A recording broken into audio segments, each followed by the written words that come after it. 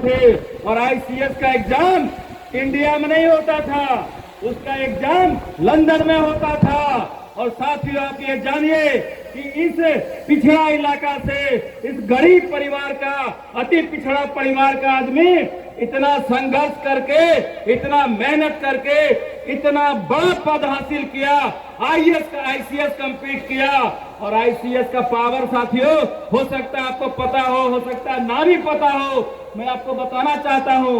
आज देखते हैं कि जिलाधिकारी, डीएम, लोग कहते कितना बड़ा अधिकारी है डीएम, लेकिन साथियों आईसीएस का मतलब होता था कि वो डीएम से भी बड़ा पावर होता था। उस समय का जो आईसीएस अधिकारी होता था, जो जिले का मुखिया होता था, उसके पावर में डीएम का पावर, एसपी का पावर और कोर्ट का भी पावर, जो डिस्ट्रिक्ट जज का पावर होता है, वो सारा पावर एक व्यक्ति में समाहित होता था। ऐसा होता था आईसीएस अधिकारी। और साथियों, इतना बड़ा पद होने के बाद वो देखे कि समाज की स्थिति बिगड़ी हुई है, जिले की स्थिति बिगड़ी हुई है, तो तमाम बड़े पद को छोड़ करके वो समाज के लिए संघर्ष करने के लिए पद को लात मारने का काम किया और समाज को आगे बढ़ाने का, जिले और राज्य को आगे बढ़ाने का वो काम किए। इसलिए हमारे लिए सम्मानीय है। और भारतीय जनता पार्टी ऐसे तमाम महापुरुष को खोज खोज करके सम्मानित करने का काम कर रही है। ये कोई दूसरी पार्टी नहीं कर सकती है। ये काम सिर्फ और सिर्फ भारतीय जनता पार्टी करने का काम करती है, चाहे वो किसी भी समाज का हो, अति पिछड़ा समाज का हो, महादलित समाज का हो, दलित समाज का हो। हम तमाम महापुरुषों का सम्मान करते हैं, इज्जत करते हैं। आदरणीय प्रधानमंत्री नरेंद्र मोदी जी का यही निर्देश है कि जितने भी समाज में हमारे महापुरुष हैं, सबको सम्मानित करना है साथियों।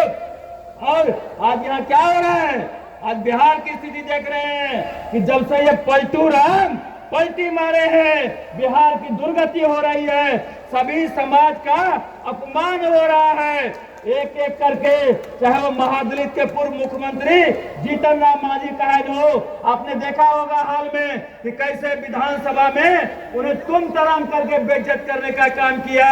नीतीश जी का दिमागी स्थिति बिगड़ गया है। लोग कहते हैं कि फिर पलटी मारेगा, भाजपा में चला जाएगा। हम स्पष्ट तौर पर कहना चाहते हैं कि नीतीश कुमार वो सड़ा हुआ आम है, जिस टोकरी में जाएगा वो टोकरी सड़ जाएगा। इसलिए भारतीय जनता पार्टी में नीतीश कुमार का आने का कोई सवाल ही नहीं पैदा होता है। नीतीश कुमार जी पूरे तरह रिजेक्टेड हो गए हैं, उनका मानसिक स्थिति बिगड़ गया है।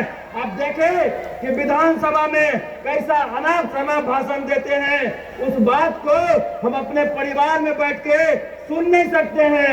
न्यूज का चैनल लोग बंद कर दिया, ऐसा स्टेटमेंट नीतीश कुमार दिया। इससे यह स्पष्ट होता है ये पूरी तरह बीमार हो गए हैं। इनको अब राजनीतिक कुर्सी पर रहने का कोई जगह नहीं है। मुख्यमंत्री के कुर्सी पर ये रहने लायक नहीं है। इनको झोला दफ्तर लेकर के राजगीर चले जाएं, वहां मठ बने, वहां जय श्री राम करे, तभी इनका भला होने वाला है, नहीं तो इनका अंत समय आ गया है। आप तैयार रहिए, आप कमर कस के रहिए। आने वाला चुनाव में इनको जड़ मूल से उखाड़ के फेंक देना है। अभी से कमर कसिए। माँ बहनें बैठी हुई है, हम पूछना चाहते हैं कि आपको जो ये राशन मिल रहा है, ये कहां से मिल रहा है? आपको जो गैस चूल्हा मिल रहा है, कहां से मिल रहा है? किसान भाई हैं, इनके खाते में जो पैसा आ रहा है, कहां से आ रहा है? ये तमाम चीज एक व्यक्ति दे रहा है, जिसका नाम है नरेंद्र मोदी। नरेंद्र मोदी ही आपको हर चीज देने का काम कर रहा है। साथियों, हम सुपौल की धरती पर बैठे हैं, ये सिमराही है। आप याद करिए 2005 के पहले क्या स्थिति थी, उसके बाद एनडीए की सरकार बनी और हम लोगों ने विकास का काम शुरू किया।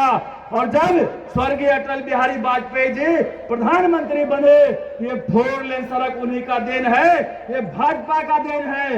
आज ये सुपौल हिंदुस्तान के नक्शे पर है, पहले कोई पूछने वाला नहीं था। साथियों, इसलिए आप कमर कस के तैयार रहिए कि पुनः नरेंद्र मोदी जी को तीसरी बार प्रधानमंत्री कुर्सी पर बैठाना है और उसके बाद 25 में भारतीय जनता पार्टी की सरकार बनानी है। तब जाकर के बिहार का संपूर्ण विकास होगा और सुपौल का भी संपूर्ण विकास होगा। और आने वाले समय में चाहे वो सुपौल का लोकसभा हो, मधेपुरा का लोकसभा हो या कोसी कमिश्नरी का 13 विधानसभा हो, सभी भाजपा के खाते में जाना चाहिए। यही हमारा आग्रह है। बहुत बहुत धन्यवाद, बहुत बहुत स्वागत।